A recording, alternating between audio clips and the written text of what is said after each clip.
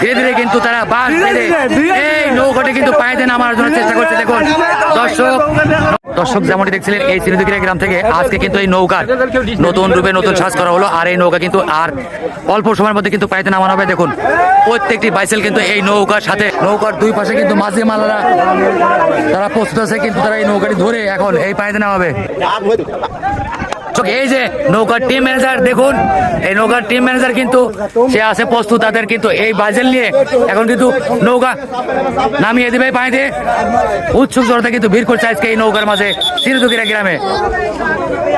এখন কিন্তু মাঝি মাল্লা তারা প্রস্তুত, এই যে নৌকাটি সাং করে নিয়ে যাচ্ছে। দেখুন তারা কিন্তু নৌকা নামিয়ে দেবে এই মুহূর্তে পানিতে।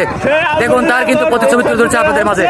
ধীরে কিন্তু তারা বাঁশ বেঁধে এই নৌকাটি কিন্তু পানিতে নামার জন্য চেষ্টা করছে। দেখুন দর্শক নৌকা কিন্তু পানিতে নামছে।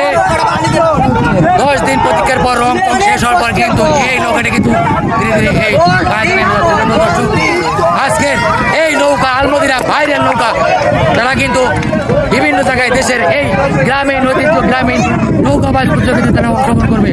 তারা কিন্তু আজকে এই সিন্ধুকিরা গ্রাম থেকে জেলা সিরাজগঞ্জ থানা সদরপুর। দেখুন কত ভাইজাল আছে কিন্তু এই পানির মাঝে তারা আছে। উৎসুক জনতা কিন্তু এখন দাঁড়িয়ে আছে এই এই বিলের পারে।